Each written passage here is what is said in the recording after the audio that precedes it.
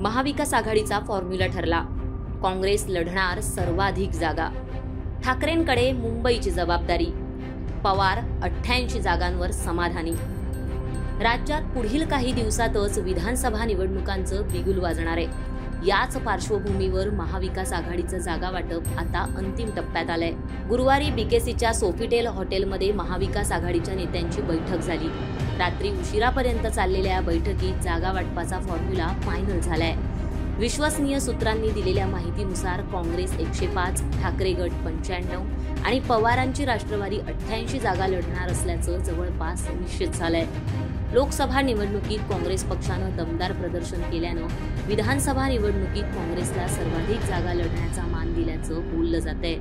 तर मुंबईतील 23 जागा शिवसेना ठाकरे गट लढवणार असल्याचं निश्चित झालंय।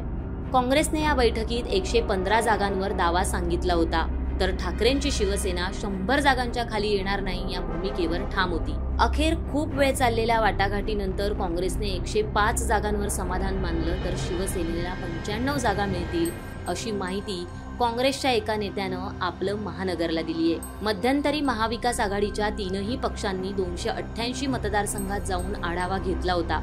याच आढावा बैठकीत मिळालेल्या इनपुट्सनुसार काँग्रेस विदर्भात, ठाकरेंची शिवसेना कोकण आणि मुंबईत, तर शरद पवारांची राष्ट्रवादी पश्चिम महाराष्ट्र तसंच मराठवाड्यात आपली ताकद दाखवणार आहे। एकीकडे जागा वाटप अंतिम टप्प्यात आलं असलं तरी मुख्यमंत्री पदाबाबत तीनही पक्षात अद्याप एकमत झालेलं नसल्याचं समोर आलंय।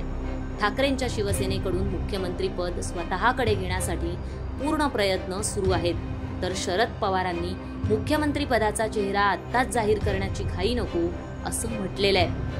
तर काँग्रेसने पक्षाच्या जाहीर मेळाव्यात यावेळी मुख्यमंत्री आपलाच असा नारा दिलाय। त्यामुळे जागा वाटपाचं घुराळं थांबलं असलं तरी मुख्यमंत्री पदावरून तीनही पक्षात खदखद असल्याचं उघडपणे दिसून येतंय।